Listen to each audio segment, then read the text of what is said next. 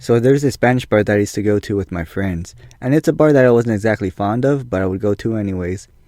At the time, one of my friends was seeing one of the waitresses that worked there, so we would go there quite often, at least twice a week.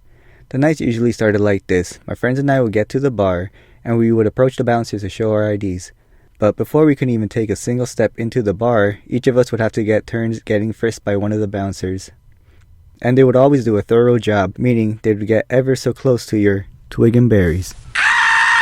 And finally, after getting your dignity robbed, you can finally walk into one of the smallest spaces you will ever walk into. Just imagine being at a house party and being crammed into just the living room.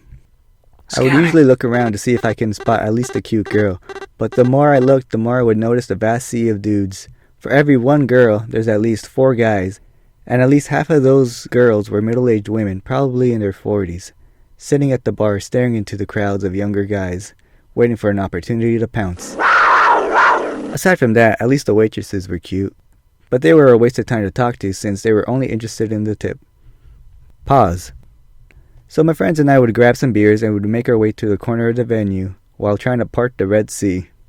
Not too many people sat at the corner since it was where the speakers were, and that's where it was the loudest, and we couldn't really talk to each other unless we yelled into each other's ears. My friend would go off and spend time with the waitress he's dating, while the rest of us would kind of just sit there and drink. And then there were the fights. There's something about Latino men inside of Spanish bars where the environment and alcohol makes it that they tap into their inner native warrior.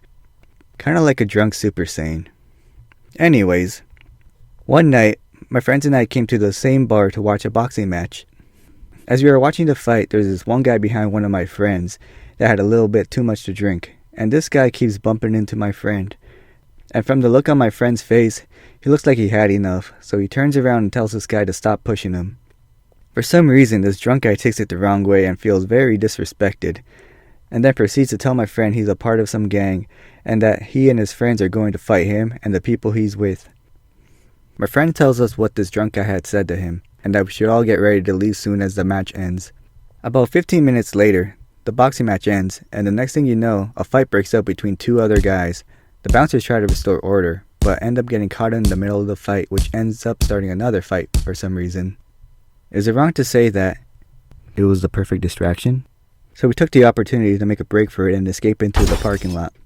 We make it to my friend's car, and it looks like we all made it in one piece. Wrong. We all couldn't help but notice something is missing. Something important. Maybe not something, but someone. Oh crap, we're missing Sid. We call Sid's phone and pray that he picks up, and sure enough he does. And he says that he'll be right there. We wait a few minutes and sure enough he shows up. He tells us when we're all leaving out the door that the main drunk guy notices us leaving and tries to signal to his friends to go after us, but ends up getting noticed by the drunk guy and gets punched by him. We all felt bad for what happened to him, but at least he was okay, and the situation didn't go further than that. We ended up taking a long break from returning to that bar after that night. Thanks for watching the video. I hope you enjoyed it. Make sure to hit that like and subscribe button if you want to see more. Thank you.